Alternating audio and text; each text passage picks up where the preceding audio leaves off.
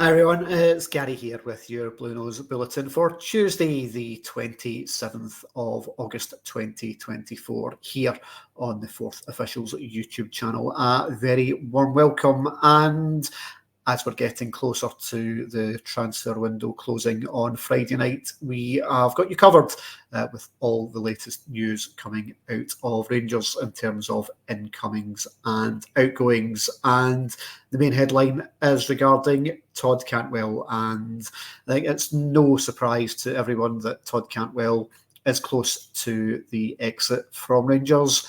Reports today linking Blackburn Rovers with a move for the Mercurial Rangers midfielder, who we all remember handed in a transfer request following the Birmingham City friendly in pre-season.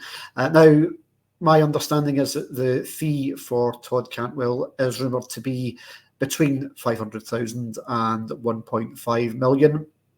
At this stage, a loan with a view to a buy is on the table, as well as just a straight transfer. And following Blackburn's League Cup tie this evening, we are very much expecting a move to be followed up with regards to the Rangers midfielder. Now, when I was last with you, we spoke about Blackburn's interest in another Rangers player in Rabbi Matondo. Now, Matondo went on at the weekend to score two and have two assists in the 6-0 win over Ross County. And the manager's comments at the end of the game, it's very much stated that he is not looking to do deals for exits from players that weren't involved in the matchday squad at the weekend, but can't be ruled out if a player comes in and an offer comes in for a player that's above what Rangers' valuation is of the player, then there will be a discussion to have. But I think the closer we get to Friday's deadline, it's less likely that Rangers are going to do a deal for a player who is in and around the first team squad. So certainly Todd Cantwell is not one of those players. He's refused to play for the B team, and very much looks as if there's going to be a deal to be done to get Todd Cantwell out of the club and returning back down to the English Championship. Another player very much who is firmly expected to leave the club is Janis Haji. Now, we spoke last week about Janis Haji having deals on the table to return back to Romania, and it was reported last night that he had rejected a move to Rapid Bucharest. Now, Bucharest have money to spend following Albion Rahmani's move to Prague, and have since moved on Neil Lennon as their manager. But at this stage, Janis Haji is not looking to return back to his native Romania. Still potential other moves on the table for Janis Haji, and we all know with regards to the contract situation, it's got him at a little bit of an impasse at the moment. I believe that he does like Rangers and wants to stay in Glasgow, but at the moment certainly doesn't appear to be a route back for him back into the first team. So I think that's one to watch very closely over the course of the next kind of 48 hours or so to see if anything can get done with regard to Janis Haji's future, but nothing at this stage in the offing for the Romanian international. Now, a couple of players who are close to an exit from Rangers, aside from Todd Cantwell, are some youth players. Alec Lowry, who has been interesting to some unnamed English clubs, but today it was revealed that Carlisle United have expressed an interest in Alec Lowry, and he was down at Carlisle today for talks. Very much expected that he will be moving on, potentially on loan, I think, at this stage for the first part of the season. Another couple of players who are also expected to move before Friday are Leon King and Adam Devine. Now, Adam Devine went out and did very well at Motherwell last season, and it's expected that he will also have another short-term deal to get him further game time. And Leon King is a player who very much needs first-team minutes, a player who's kind of fallen out of favour in terms of defensive option. We saw at the weekend that he wasn't an option when Leon Balogun went off injured and Dion Sterling moving back to centre-back.